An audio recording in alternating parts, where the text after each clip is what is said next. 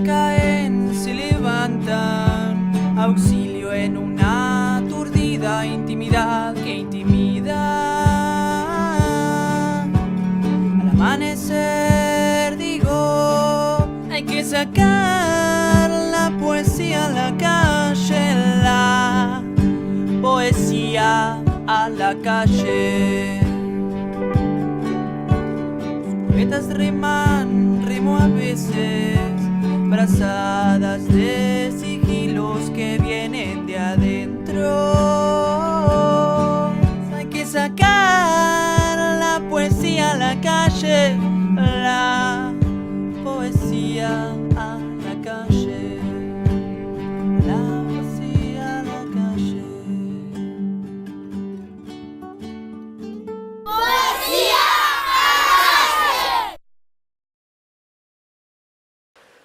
Estamos en otra emisión de Poesía a la Calle. Con este programa vamos conociendo distintos poetas de todo el país. En el caso de hoy, una provincia, Santiago del Estero, un poeta, Samuel Bossini. Él nació en Añatuya, pero vino acá a Ciudad de Buenos Aires desde muy chico. Hola Samuel, ¿cómo estás? ¿Cómo estás, Claudia? Muy bien. Contanos bien, vos naciste en Santiago del Estero y qué pasó para que vinieras acá a Capital a vivir. Y fundamentalmente eran las posibilidades laborales. Era una ciudad chica, con posibilidades laborales muy limitadas. Entonces mi padre y mi madre decidieron... Mi madre en realidad era de acá, no era santiagueña. Mi padre tampoco era italiano, mi padre. Y mi madre era casi de Buenos Aires, entonces... y tenía toda su familia acá viviendo, sus hermanas y hermanos, y entonces decidieron emigrar acá a Buenos Aires. Primero vino mi padre, que se ubicó en el barrio de Núñez, que compró una casa, a pagar, en esa época se podía, y después vinimos mi madre y yo, que en esa época, bueno, venías en tren, en clase única y duraba 24 horas y te comías toda la tierra del planeta Tierra, y llegamos aquí en el año, yo tendría 7 años, y después ya nos quedamos aquí viviendo siempre en el mismo sitio, en el mismo barrio, en la misma casa. ¿Y volviste a Santiago? Muchas veces, de hecho he vuelto, inclusive para la Feria del Libro que me han invitado, y tengo familia viviendo en Santiago, tengo primos, que bueno, a su vez están casados, tienen sus hijos, pero que nos vemos y tenemos mucho trato, ¿no? ¿Y tenés idea de cómo es el panorama de poetas allá ahora? Y hay poetas, bueno, de la talla de Alberto Tasso, de Kiko Salgado, que si viven acá, Kiko está muy comunicado, Avendaño, hay muchos poetas y muy buenos, y hay también críticos, está el caso de Marta Terrera, que es una estudiosa de toda la poesía de Santiago del Estero, en general de la literatura, pero en particular de Santiago del Estero y del NOA, ¿no? Santiago del Estero, como todo el resto del NOA, tiene muchísima efervescencia literaria, con encuentros, la Feria del Libro que se hace en un lugar muy bueno, que es la antigua estación de tren, en la cual yo partía, y ahora se hace la Feria del Libro, en un predio que han hecho muy lindo, acondicionado con todas las necesidades para Feria del Libro o cualquier otro encuentro, y además hay encuentros literarios, editoriales, la editorial de Santiago del Estero también edita muy bien, no tienen mucho movimiento. Volviendo a vos, ¿no? Contanos cómo surgió el tema de la literatura. Mira, yo honestamente no lo tengo muy preciso. No ha habido en casas escritores, sí ha habido lectores. Mi madre era muy lectora, su padre era muy lector. Mi nona también era alguien que leía mucho en italiano. Yo recuerdo, así brevemente, en el colegio primario me habían invitado para recitar un poema de Juan Ramón Jiménez, Tristeza dulce de campo, que no pude recitar porque me produjo tanto temor que me quedé afónico. Entonces nunca pude. Y después recuerdo que cuando tenía 12 años nos hicieron leer a Gustavo Adolfo Bécquer y había que también hacer un trabajo sobre eso. Y yo quedé impresionado, no sé por qué, y me pasé como 5 o 6 meses copiando a Bécquer. Y después lo dejé y volví a retomar como a los 16, 17 años. Supongo que tuvo alguna influencia un tío segundo mío, Amado Dip, muy culto, era sacerdote, tenía una formación erudita extraordinaria, y él me hablaba mucho de poetas. Y leía mucho los poetas y sabía, como buen erudito, de una capacidad de memoria infinita, sabía toneladas de poetas de memoria. Muchos, ya te digo, los conocía sobre todo los que fueron del grupo La Brasa, en Santiago del Estero, en Tucumán, los conocía muy bien personalmente, era amigo personal de ellos. Supongo que también un poco por ahí él me facilitó también libros, así que más por ahí, ¿no? ¿Y qué viste en Becker? No sé, veía una expresión muy directa sobre el amor, sobre la vida, que creo que esencialmente ese es Becker, ¿no? O sea, alguien que creo todavía sigue vigente, pese a los continuadores que lo copiaron hasta el infinito y lo vulgarizaron hasta el infinito, pero Becker sigue siendo un gran poeta, ¿no? Un poeta de una visión trágica, infinita y apasionada del amor, casi surrealista, como luego lo entenderían los surrealistas, lo que llamaban ellos el amor fou, el amor loco, ¿no? Capaz de inmolarse por una gran pasión. Lo que uno lee en Becker es la gran pasión, ¿no? Esa pasión incontrolable que maneja el poema y al cual el poeta se entrega. Y yo supongo que eso me habrá deslumbrado mucho. ¿Y después hubo algún otro poeta? Sí, después vinieron casi fila india, millones de poetas, ¿no? Sobre todo la generación del 27 también. Y sobre todo también poetas que no sé, pero yo recuerdo Sobre los Ángeles de Rafael Alberti, que sigue siendo un poeta que me gusta, un libro de poemas sobre todo que me gusta mucho de él. Bueno, por supuesto Neruda, que nos daban también en el colegio. Lo que pasa es que en mi época se daban poetas en el colegio, se leía poetas en el colegio, y entrabas también en la poesía no solo por la poesía, sino también por la narración, porque te daban Horacio Quiroga, Juana Ibarburu, el que te mencionaba antes, Juan Ramón Jiménez. Juan Ramón Jiménez, de hecho, es el gran maestro de la generación del 27, ¿no? El referente más grande que ellos tienen vivo en ese momento y al cual visitan y consultan y charlan, ¿no? Y después los poetas argentinos. Por ahí por la adolescencia traigo conocimiento con Raúl González Tuñón, con la poesía de él, ¿no? Y con Girondo. Y después más tarde yo tuve la suerte de conocer un gran poeta que ya ha fallecido, que gracias a Dios Jorge Monteleón en sus 200 años de poesía argentina no lo incluye, que es Mario Morales, y que nos formó a todos, los que éramos el grupo de Último Reino, ¿no? Que inclusive ellos venían antes que yo, ya venía haciendo, yo me sumo ya en el número 2, pero ellos ya venían de antes inclusive, y que Mario, que no tenía 40 años, tenía una formación, una erudición de poesía y de filosofía en 6-7 idiomas. Nos enseñó a todos los poetas que se pueda uno imaginar. Desde los poetas románticos alemanes, que eran los referentes más sólidos nuestros, los poetas surrealistas, dadaístas, los futuristas, la poesía norteamericana, de Whitman, inclusive es antes, de Emily Dickinson, y fue un referente que nos abrió los ojos, sobre todo toda gran crítica literaria que hubo en ese momento, ¿no? Con referentes también argentinos como era Poesía Buenos Aires, que el gran valor que tiene Poesía Buenos Aires, además de los poetas que lo integraban, era la cantidad de lecturas que abrió para la época. Munier, René Char, conocidos por él. De hecho, en el año 79, cuando a Odisías Eliti le dan el Premio Nobel de Literatura, la única traducción en castellano que había de Odisías Eliti había hecho Poesía Buenos Aires en los años 50, de unos poemas en un número de revista. Contanos sobre las revistas, vos participaste en varias.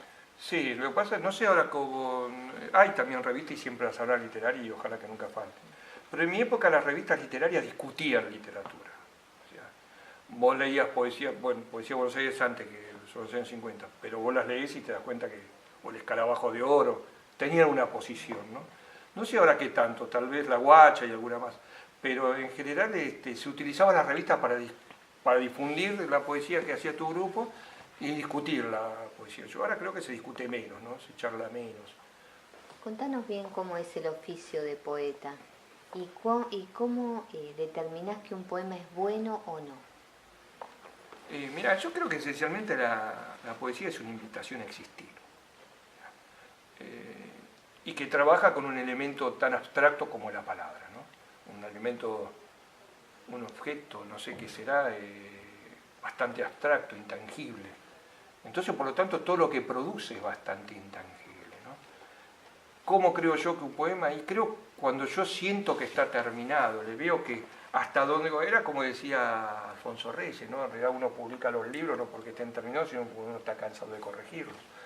A veces te cansás ya de tanto estar sobre eso y lo abandonás, no por la intencionalidad de creerte que eso está terminado, sino porque es hasta donde vos podés llegar y volvés en el próximo poema a intentar dar un paso más, que son siempre pasos de baldositas, ¿no? O sea, chiquitos. Y un poema está terminado cuando, un poema que yo puedo escribir está terminado cuando entiendo que llegué al límite de mi fuerza para trabajar en él, que tiene el ritmo, la sonoridad, cosas en las cuales yo creo mucho, para transmitir, no necesariamente un mensaje, porque también creo como Hitchcock que los mensajes nos dan los carteros, pero sí un clima, una atmósfera, que sugiera, ¿no? Pero que trabajen más el silencio que la palabra. Yendo a tus libros, contanos bien cómo se llaman y de qué tratan. ¿Tenés ejes que reiterás a lo largo de los libros? Sí, hay ejes así, cierta preocupación por situaciones como el amor. Yo creo que inclusive son bastante generales, como la de todo, la vida, el amor y la muerte, ¿no? Que es de los griegos, el primer texto escrito que la Ilíada, que decía hasta ahora sigue siendo, ¿no? El lugar del hombre en el mundo y de qué manera está parado ahí, ¿no?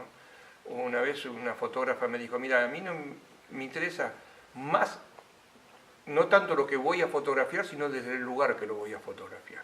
Y creo que eso explica también un poco la poesía, ¿no? Y la poesía es desde dónde está parado el poeta para decir lo mismo que se viene diciendo milenariamente, que la vida, el amor y la muerte, y lo que ello implica, las contradicciones, las dudas, los desencuentros, las imposibilidades, el cómo desenvolverse en eso con esas pobres, tristes armas con las que nace el ser humano y que a través del tiempo tratan de incrementarlas y mejorarlas. Algunos caen en el intento, otros, como decía Beckett, fracasan cada vez mejor, entonces van mejorando de alguna manera mejor y sobrevive. Pero la poesía mía del primer libro que yo publiqué, que es El sonido y la furia, siempre yo he tenido mucha influencia de la narrativa, ¿no? De Céline, de Faulkner, inclusive de Horacio Quiroga, y porque creo que la madre de todo arte es la poesía. Creo que esos textos, desde sus personajes, la ambientación, la atmósfera, creo que en lo que yo escribo, yo trato siempre de prevalecer, gracias al ritmo y a algún sonido, la atmósfera, el clima. Para mí es importante la atmósfera y el clima. También lo pido en la pintura, no sé, a mí no me interesa el virtuosismo, no me interesa el virtuosismo ni en la música, ni en la pintura, ni en nada. Me interesa una expresión que es llevada por el hombre y trasladada de sus mecanismos propios con todas las limitaciones que esto pueda tener, ¿no? Samuel, ¿nos podés leer 2 poemas tuyos? Sí, como no. Que se llama Carta de despedida de un enamorado. Nada hay, amor, nada. Ni brazos emergiendo de los bosques con dedos inclinados. Nada, amor mío. Ya nadie recuesta el alma sobre aquel árbol que se curva sobre el agua, pura y abundante. Nada hay, amor. Los cuerpos buscan un espacio donde correr de una punta a otra sin acabar como hormigas nerviosas dentro de un vaso. Unos sonidos de tijera le anuncian la levedad. ¿Quiénes se aman? Podemos sentir el roce de sus labios como el ala de una avispa. ¿Cómo amar sin sentirse frente a un espejo construyendo un rostro? Nada, amor, ni el ademán de leer las huellas de los rostros grabados en la almohada. Las manos pueden cerrarse y conservar un eco para luego liberarlo en un cuarto de un baño. Todos somos ojos de una misma cabeza. Nada hay, amor. Puede verse con claridad cuando intentas en mitad de la noche rehacer nuestros fantasmas famélicos y heridos. Suavemente el cielo cambia sobre nuestras cabezas y nos hace danzar frenéticos sobre nuestros pies de toros. Y decir, nada hay, amor, solo sea nuestro desvalido apego por matar y devorar la presa. Hay que sacar la poesía a la calle, la poesía a la calle, la poesía a la calle.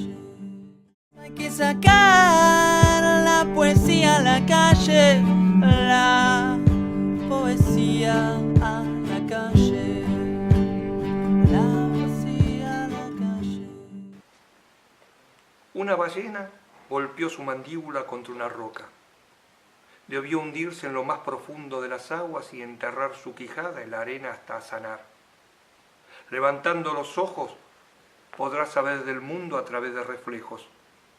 Por unos días será como los hombres. Yo creo que esencialmente el poeta debe ser un observador que está parado en un sitio. Y que ese sitio donde está parado es donde se invita a existir y desde donde él tiene la mirada, mira al mundo. O sea, no puede haber una obra de arte en general sin una visión del mundo. La poesía no es palabras solamente, no es juntar palabras y soniditos y que suene y entonces digo, la casa que está incendiándose es la casa de hielo. Y fuego, hielo, se contradicen. Dale, sorprendo. No, porque eso es, como ya ven, bastante fácil, se puede hacer 20, 30 por segundo. El problema es que eso que venga dentro de un contexto de una visión del mundo. La que fuera, inclusive la que no me gusta ni me interesa. Pero está parada en un lugar del mundo, está observando el mundo desde un lugar. Y creo que esa es la poesía que siempre termina prevaleciendo, ¿no? O sea, uno lee a los surrealistas y están parados desde un lugar en el mundo, desde Eluard, que hace una poesía amorosa y se dice que el amor existe antes y después, la poesía amorosa existe antes y después de Eluard, o tenías te dije, Bretona antes, una poesía de imagen, así totalmente despojada de cualquier referente entre comillas de la realidad, porque apuestan al sueño, pero están siempre parados en algún sitio. O a veces que no, a veces tenía un compromiso, de hecho está preso en el fascismo, pero el hombre está parado en un sitio, ¿no? Y desde ese lugar construye su poética. Porque la poética se construye desde la baldosa en que estás parado, no existe otro secreto. Y la lectura, ¿no? ¿Y tu poesía desde dónde se construye? Yo creo que yo esencialmente a mí me ha construido las lecturas una de las que te mencionaba y los maestros que te he mencionado, y me ha formado también en la calle, ¿no? O sea, tengo mucha influencia de la calle, o sea, la necesito yo la calle, yo vivo la calle, la vivo desde chico, me pasó más tiempo en la calle que entre cuatro paredes, ¿no?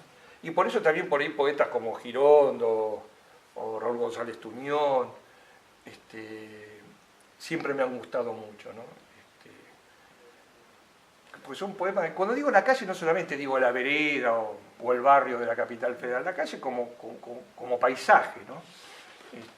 No soy ¿Qué sí. produce en vos?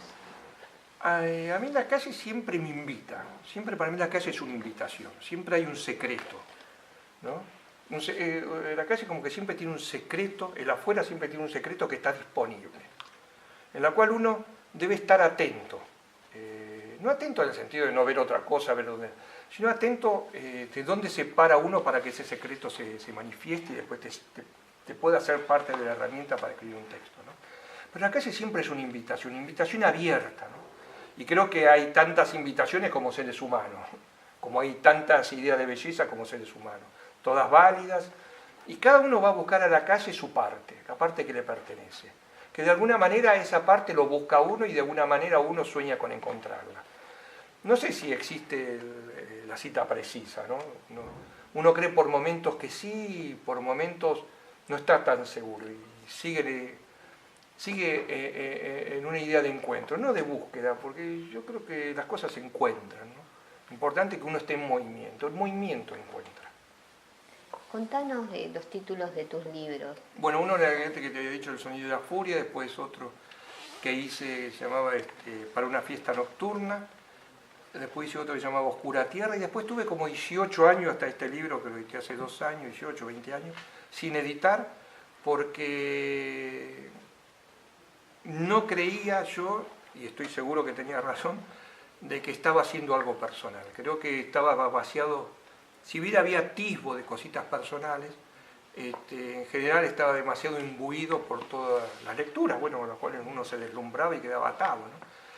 Y me tomó todo ese tiempo tratar de trabajar, pero que sea cierto, algo personal. Creo que el trabajo del poeta es el trabajo de la voz, ¿no? Como cantante, o sea, uno abre el libro y sabe que es Girondo, uno abre tal libro y sabe que es Márquez, uno abre tal libro y sabe que es Cortázar, independientemente que vea la tapa. Tiene una voz, tiene un sonido que los identifica. Bueno, Eso se llama lenguaje, y toma mucho tiempo hacer ese lenguaje. Hasta que el escritor hace ese libro, si uno lee para atrás, está ahí, pero no es. Recién toma muchos años. En mi época nadie consideraba que antes de los 40 años podía escribir un texto que valga la pena. Hoy en día tienen 25 años y dan talleres literarios. No sé si eso, vamos a ver a mediano plazo los resultados. Pero antes nadie se les pasaba por la cabeza. De hecho, qué sé yo, Henry Miller, Sartre publican después de los 40 años. Antes era gente que teorizaba, que estaban ahí metidos en el ambiente y tal. Escribían tímidamente algunos artículos, Sartre tenía participaciones políticas. Pero sus libros importantes los escriben todos después de los 40 años. ¿Para vos es importante publicar? No tanto, honestamente. No me desvivo por publicar. Creo que en algún momento es bueno para sacarte de encima algunas cosas y no estar tan encima. No sé, Gonzalo Rojas, a quien quise mucho y fue un gran maestro y fuimos grandes amigos, él vivía reescribiendo sus libros. Por ejemplo, uno lee Contra la muerte o La miseria del hombre, libros publicados hace muchísimos años, él los vuelve a reeditar con los años, sacándole poemas, agregándoles poemas, corrigiendo algunos de los poemas que deja. Vive reescribiendo permanente los libros. Y es una manera, es una poética, de un resultado maravilloso, ¿no? Yo no soy de eso, yo soy más de... Lo terminé, lo publiqué y me olvidé y pasó otra cosa. No lo considero vital e imprescindible en mi caso. La mayoría de los poetas sí, porque por supuesto es respetable. Yo creo que más que nada es... Lo que pasa es que yo le doy mucha importancia al proceso. Entonces para mí cuando yo el poema lo considero terminado yo paso a otra cosa. A mí me imbuye mucho el proceso de armar el libro, de cómo lo voy a armar, de cómo va a ser, y eso a mí me lleva tiempo, desde poner el título que no me resulta fácil, hasta todo el armado del libro, ¿no? De qué poemas van a ir, cómo van a ir, cuál va primero, cuál va segundo, leerlo varias veces a ver si tiene un armado más o menos coherente, por lo menos coherente para mí. ¿Y por qué no te resulta fácil el título? Porque los títulos son muy importantes. De hecho, yo he conocido poetas que no pueden escribir si no tienen primero el título. Y hay otros que, bueno, escriben y les resulta difícil. Hay otros que tienen una facilidad enorme. Que yo no sé, uno se recuerda a Vicente Alexandre, Espadas como labio, ¿no? O Cernuda, La realidad del deseo. Yo creo que el título forma parte de la coherencia de un libro. O sea, no es... Puede pasar que vos juntes un montón de poemas sueltos y le pones poesías, ¿no? De hecho, Juarros, también un querido maestro que también consultábamos tanto y queríamos, cada uno de sus libros, a los poemas le ponía número y a su libro le ponía poesía vertical 1, poesía vertical 2. Tenía toda una poética, obviamente, ¿no? Es uno de nuestros grandes poetas. Pero, y poesía vertical me parece un muy buen título. Pero el título es como que amalgama, es como la malla que cierra, ¿no? Y no es lo mismo cualquier palabra. Olga siempre nos aconsejaba, como sabía que me costaba mucho tiempo, decía, bueno, mira, si no lo conseguís así, el título siempre está dentro del libro. Volvé a leer el libro varias veces y te va a salir el título porque está dentro del libro. Y sí, es un recurso, está bien. Otros cuando ya no pueden utilizan algún verso de un poema de otro poeta y lo ponen, ¿no? Que también es un recurso, es válido. ¿Y qué opinas de las editoriales independientes? Y hacen un trabajo extraordinario, son los que salvan la literatura. Vos agarrás hilos y agarrás Bajo la Luna y tiene un fondo de título que dice gracias a Dios estos libros interesan a la literatura. Y otros también, ¿no? Alción en Córdoba. Bueno, les importa la literatura, son capaces de apostar. Y ninguno se va a hacer rico, es una apuesta en la literatura, que es el gran nicho que dejan las editoriales grandes que antes apostaban a la literatura. O sea, para que Alfaguara venga a te porque ganaste el Cervantes, o estás a punto de ganarlo, entonces quiere tener la exclusiva para vender. Pero en realidad a ese poeta lo podés buscar en las editoriales independientes y algún libro le editaron, cuando era nada, sencillamente porque le gustó, le pareció interesante, tuvieron la sospecha de alguna luz y yo le apostaba. Pero si no, no. Si no, sin las editoriales independientes no existe. Como la gran literatura se discute en los talleres literarios en general. Con respecto a vos como escritor, ¿sacaste muchos libros con seudónimo? Sí, yo tenía ante un seudónimo durante muchos años que era Pablo Narral. Y dejé de publicar como Pablo Narral porque, claro, la vida y el mundo se hizo mucho más complejo y ya me traía muchos problemas porque, por ejemplo, en Colombia, que me habían invitado a un encuentro del Instituto Caricuervo y nos hospedaron en un hermoso hotel, medio al hombre lo tuve que convencer que era yo, no me quería dejar, sobre todo había problemas de seguridad en esa época en Colombia, creo que ahora gracias a Dios está mucho mejor. Por esa época era todo un tema el problema de la seguridad y no sabía si yo era aquí o qué, ¿viste? Pero bueno, y después vino el problema que por ahí me mandaban el pasaje, también en otro encuentro me invitaron en Colombia, como Pablo Narral, y por suerte uno de los organizadores tenía un familiar que trabajaba en Avianca y pudo cambiar el nombre, si no perdíamos el pasaje. Sí, era bastante complicado todo, entonces dije, bueno, si uno ha nacido con esto, ¿cómo seguir con esto? Bueno, ya culminando la entrevista, contanos qué representa la poesía en vos. Y yo, como te decía antes, es una invitación a la existencia, sigo trabajando con esos elementos, con ese elemento tan impreciso que es la palabra, como decía Donaldo Pellegrini, que la definió también, que decía que el poeta quiere decir con palabras lo que las palabras no pueden decir, ¿no? Se trabaja con el silencio, se trabaja con la construcción de un mundo que a partir del poema comienza a ser real. O sea, yo creo que una de las grandes capacidades que tiene la poesía es inventar un mundo, como Van Gogh en la pintura inventó una luz, ¿no? Van Gogh inventó una manera de mirar la luz y de ver la luz y de que la luz exista. Y yo creo que la poesía tiene siempre ese desafío, ¿no? De inventar su luz y sumarnos a esa luz. Yo creo que también decía otro gran, maravilloso poeta Cardosa de Aragón, un poeta guatemalteco, nacido en México, que decía que la poesía es la única prueba real de la existencia del hombre. Y creo que le podríamos sumar tal vez lo único que pueda salvar su vida, ¿no? Y el mundo. Así que siempre es una invitación a vivir. Bueno, muchas gracias, Samuel. Muchísimas gracias a ustedes y a vos, Claudia, por este programa. Seguimos conociendo poetas. En el día de hoy, Samuel Bossini, realmente un placer haber charlado con él y vamos a entrevistarlo otra vez porque tiene muchísimas cosas para decir. Hay mucha historia de vida en todo lo que cuenta. Como siempre digo, poesía de todos y para todos. Una poesía que salga a la calle, que se mezcle con la gente. Hasta el próximo programa. Las elegías caen, se levantan, auxilio en una aturdida intimidad que intimida. Al amanecer digo, hay que sacar la poesía a la calle, la poesía a la calle. Los poetas riman, rimo a veces, brazadas de sigilos que vienen de adentro. Pareciera ser una lucha contra la corriente, pero no lo es. Hay que sacar la poesía a la calle.